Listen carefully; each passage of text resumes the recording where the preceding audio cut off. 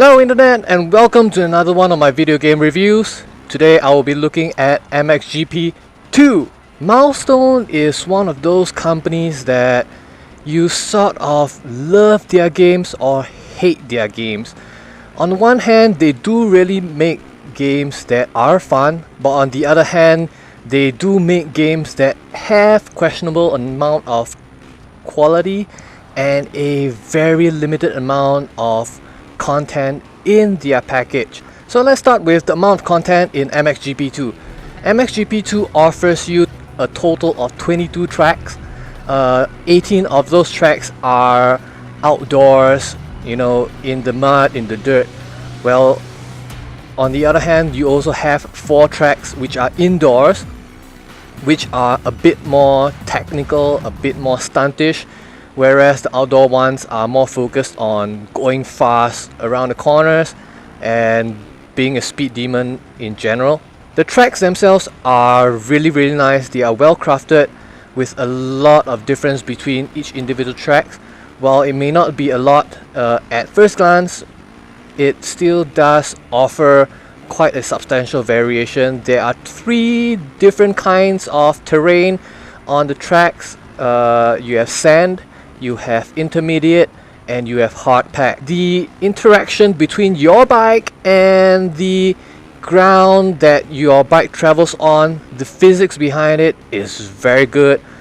When you are on sand, for example, there is a lot of chances to do slides around the corners as you're coming around, and if you're on hard pack, for example, going up a ramp and coming down does have an impact as you land and take the next corner. So that is where MXGP2 does do a very good job as far as track and track physics are concerned. When it comes to the physics of interactions between 2 vehicles, for example, that's where things become a bit crazy. Sometimes you could even be flying up on a ramp and come crashing down on a fellow rider, but nothing happens. You could be just straddling on top of your fellow rider as he rides along with you on top of him. In the graphics department, MXGP2 does fall short of expectations. It is already 2016, and while their bike models are great, their rider models are pretty good, but not exceptional. But what the hell is this? And it's not just those girls as well. The crowds are horrible in terms of the graphic quality. The track, the textures used for tracks are horrible. While you may not notice it because you're going quite fast most of the time, if you do stop to take a look, the quality of the textures used for the track and the surrounding environment is really subpar, considering that, well, for a 2016 game, you should be doing a lot better than this, especially after Reize came out years before and it did better. As for sound, I would say the sound is as usual, just like any Milestone game. The sound is almost non-existent.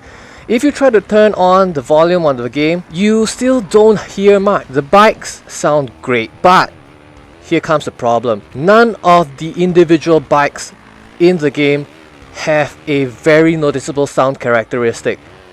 If you were looking at a CRF450 and comparing it to the ones that Yamaha offers, they do have a difference in terms of the sound if you look at it real life. But in the game itself, the sound is barely noticeable in terms of difference. Speaking of the bikes, MXGP2 offers way too little variation in terms of the bikes. There are only 14 bikes in the entire game. 14 bikes! Okay, there are 7 manufacturers, the big 4 Japanese, Kawasaki, Yamaha, Suzuki, Honda, and then there's TM Racing, KTM, and Husqvarna. Each of them offers only 2 bikes in the game, one within the 250 class and one with the 450 class. There are no 2-strokes in the game at all. There are no 125 two-strokes, there are no 400 classes in the game, so that is all the bikes you are going to be playing with. There is a bit of a upside to this in terms of the customization, but the customization for the bikes itself does not lend to the variation as far as the machines are concerned, because the customization is linear.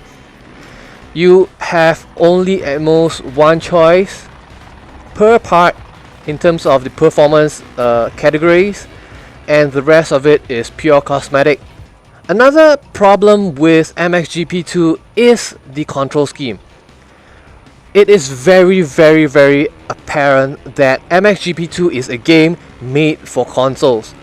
I personally bought my copy of MXGP2 for the PC, and it does not work as well.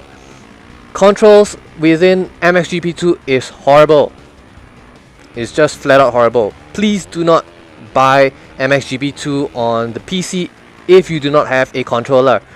The thing is, MXGP2 is a game that requires you to position the rider's body along with controlling the bike itself.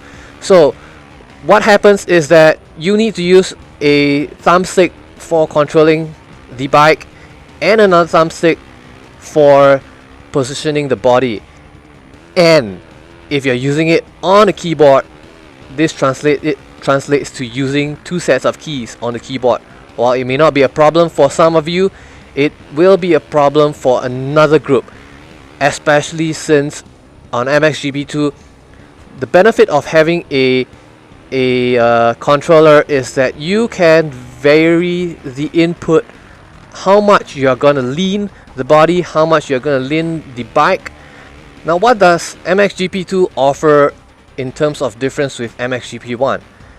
Honestly, I can tell you, other than a slight graphical upgrade and the addition of the rewind system that started with Reize, the video game, there isn't really much. The controls are still shitty as ever, the AI is still as dumb as ever.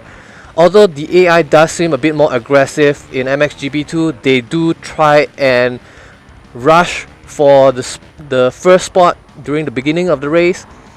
And this is very apparent when you start the game and everybody's scrambling to get pole position.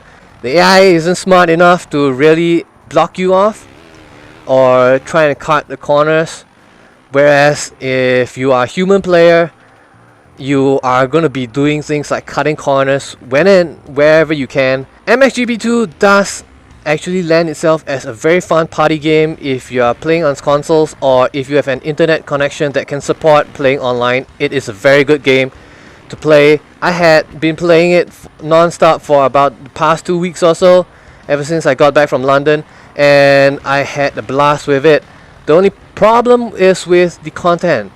Content is a huge problem, and I believe that with Milestone's track record as a company, content is going to be an issue, because they will release limited amounts of stuff at the start, just like MXGP2 is showing right now, and they'll have DLC packs that cost way too much that you'll have to buy if you want to continue enjoying the game.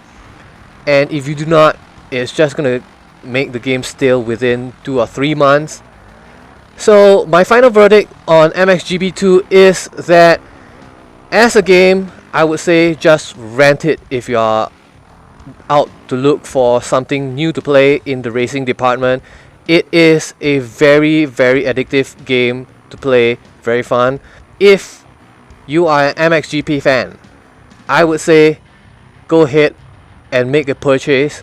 It is not expensive. I bought it for about 39 Sing dollars off Steam, so it's not exactly a expensive purchase. It's not AAA. I'll be leaving a link for you to buy if you're interested in getting one. So if this review helped you at all, please leave a like, give me a thumbs up, and hit the subscribe button.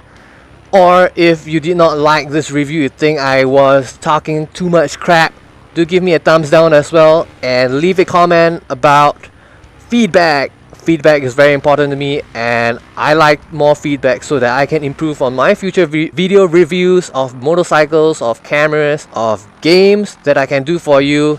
and I'll see you next time. Peace out.